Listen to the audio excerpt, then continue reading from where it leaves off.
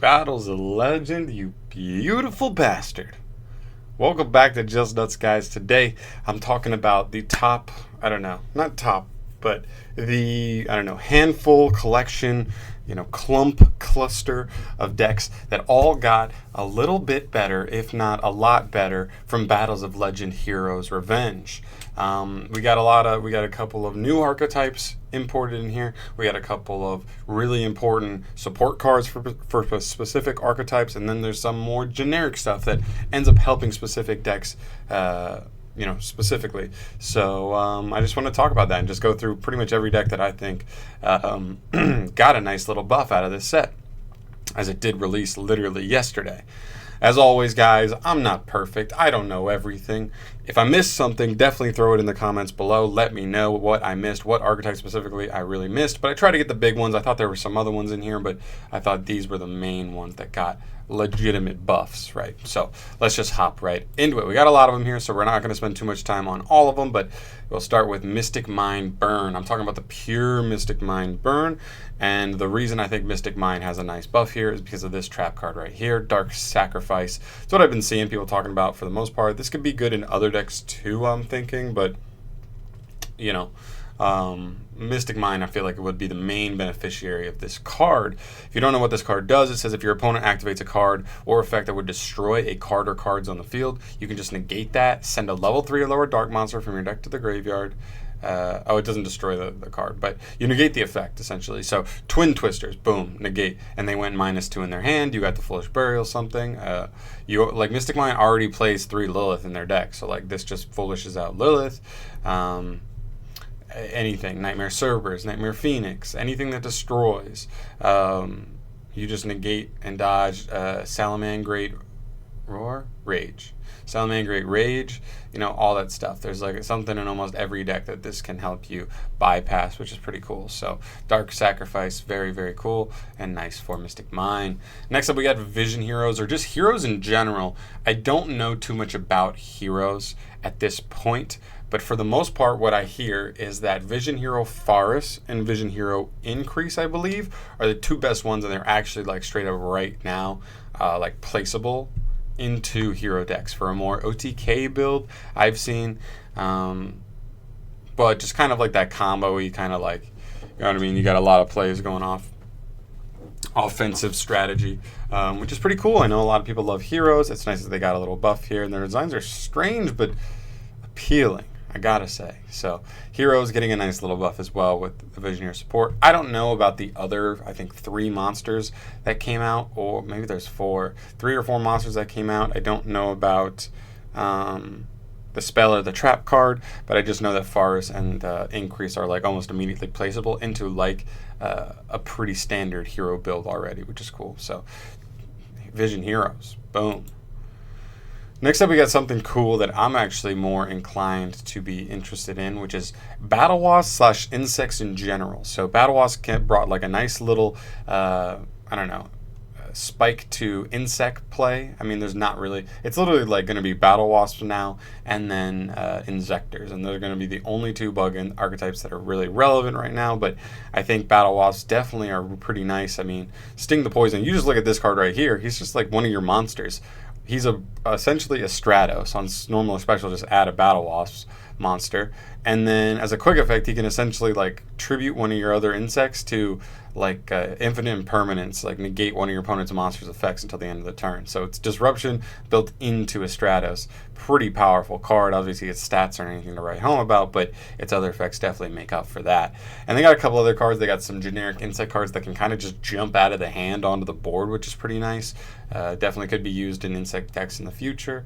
And I just think they got some cool stuff. I think they definitely bring a nice little brightening future towards insects for the future, in general.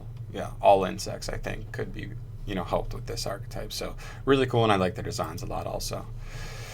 So now we're going to move, so essentially from here, we move into a spot where we got a ton of Link monsters imported in this set, and essentially that's what we're going to see getting a lot of support here. So we'll start with Gimmick Puppets. This card does not make Gummy Puppets great right now. I don't know if they will be great, but we also have them getting, I think, like 5 or 6 other new cards coming in the Legendary Duelist pack coming in a couple months. So combine those cards with Chimera Doll, and we may be looking at a legitimate, going second rogue strategy, which would be really, really cool to see. I'm not personally the most inclined to play Gimme Puppets, but it's a cool deck. Their designs are definitely interesting, to say the least, and I'm sure there is some fan base out there. But this Link Monster is pretty good as far as Link Monsters go there. So moving on, we've got Double-Headed Anger, Knuckle, and Trains. Rank 10 Trains are getting a nice Link Monster here. This isn't quite as strong as other Link Monsters, but Trains did get support earlier this year in the Legendary Duelist pack, Sisters of the Rose, and now we've got this card. So combine those together. They have Shaddoll's they can abuse. Infinitrax are a possible, set of cards that could be used as support for them. And maybe we're looking at something legitimate. Combine all those things together. But Double-Headed Anger Knuckle, while it's not like an amazing card, it's still a pretty good Link. You cannot deny. Definitely will be played in that deck, but it's a buff nonetheless, even if it's nothing wild out of this world. Next up, and you may roll your eyes when I say this, but we have Harpies. And I'm not crazy when I say this because I've literally played Harpies. Literally like, 3 weeks ago-ish, around there, a little story time. I went to my locals. It was like a 20-man tournament. I got 4th place playing Harpies, literally. I went 4-1. I played like 2 True Dracos, 2 Sallies, and what else did I play?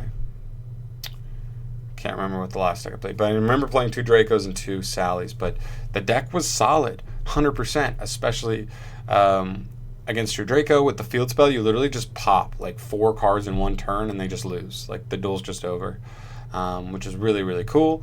And Harping Conductor, while its effects aren't crazy relevant, has an okay protection effect from destruction. But outside of that, you're mainly using it as like an extra pop in those matchups against like True Draco or to end on a bigger monster. Sometimes you're stuck in weird positions where you have to leave like the weaker Harpies on board, and I'd rather just have a conductor on board instead. With the field spells 2100, as long as you have like the trap card, like your opponent may not even be able to get through a 2100 monster at that point. So I really like this card. I think it obviously it's not, you don't read this and go like, wow, this is an amazing card.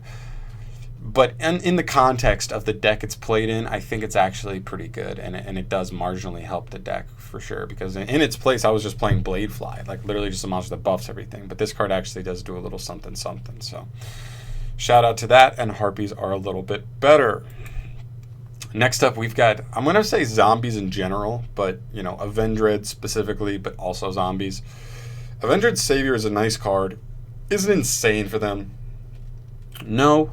It's not insane, but it is a nice little piece, like a mid to late game or just going second for zombies. If you can resolve this card, he can be like the missing link. I mean, realistically, right? He just says during damage calculation, if this card battles an opponent's monster, you can send any zombie from your deck to the graveyard, and then your opponent's monster loses attack equal to the level of the monster you sent times 200. So you send a Mizuki, your opponent just loses 800 attack, and then this thing's beating over 2,300 monsters. You send a Ballardrock, and this thing's beating over 3,100 attack point monsters or defense point monsters, while also putting either a Mizuki or a Ballardrock in the grave, putting whatever you need in the grave. I mean, if you're not worried about the battle, you just send like a Bloom, and then Bloom specials Ballardrock, right? So like, you know what I mean? I feel like this card has so much utility. It's just, you've got a walking Foolish Burial in a deck that is probably the number one deck, other than maybe like, I don't know, Burning Abyss, that could abuse Foolish Burial in terms of utility. It's pretty insane. So definitely don't disrespect this card, because I think this is a nice card where if you were playing like 3 Vampire Sucker, this may be another card that may be implantable instead of Sucker in a zombie build, just because of that utility he gives you. You just have so many good targets for Rvenge Savior. So do not sleep on this card. He makes zombies a little bit better, not insanely better, but a little bit, and I do think it is worth mentioning. Next up we have Speedroids. Now this is a deck I'm actually kind of interested in. I'm not actually like a combo-y kind of offensive deck lover, but this deck is interesting. I just think they're cool that they're like little like toys and trinkets dueling, and they're like offensive and actually pretty powerful. They got a Link monster, and they also got this Synchro monster. So we'll start with the Link. He's a really nice engine piece, giving you an additional normal summon for a wind monster, and then also letting you add a Speedroid while also Foolish Burialing. That's not a verb, but whatever. Another Speedroid. So just off of that, like that's one monster for one turn. That's insane value. Extra normal summon, a dump, and a search. That's so much value off of one card. He's really, really good in the archetype. And then high Speedroid Kite Drake, a card that allows you to close games to blow opponents out.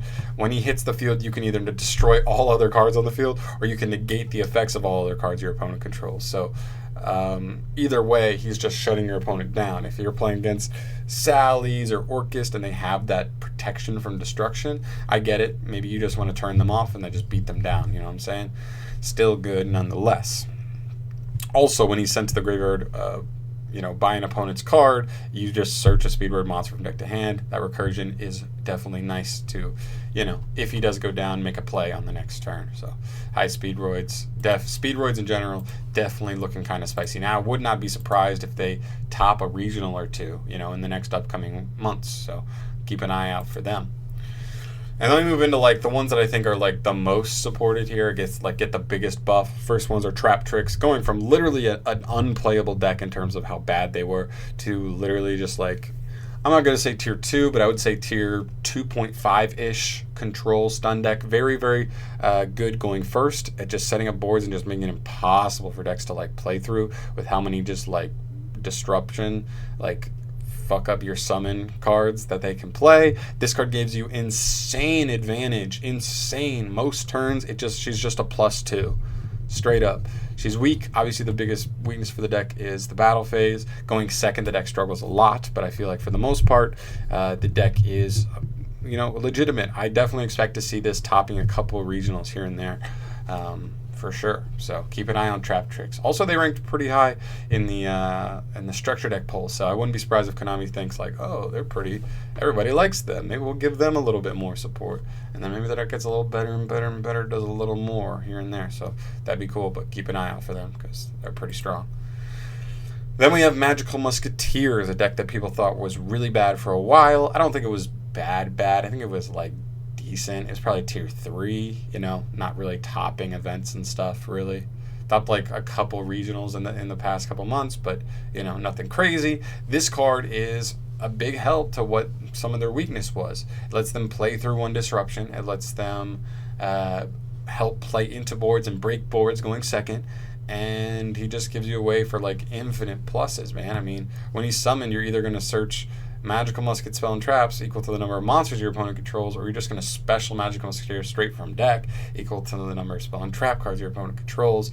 Obviously, in most matchups, like you could just be searching 3 muskets, 4 muskets, or special summoning 3 monsters, 4 monsters, and then like no matter what disruption your opponent's had, like you're kind of looking pretty clean at that point. So definitely an insanely powerful card. A really, really big buff for Musketeers. I believe they might be a tier 2 deck. I don't think tier 1 is quite there, but tier 2 definitely. I know for a fact we're going to see this card top, because we were seeing this card top, or this deck top, before we even got this card, and this is like literally the best card in the deck, straight up.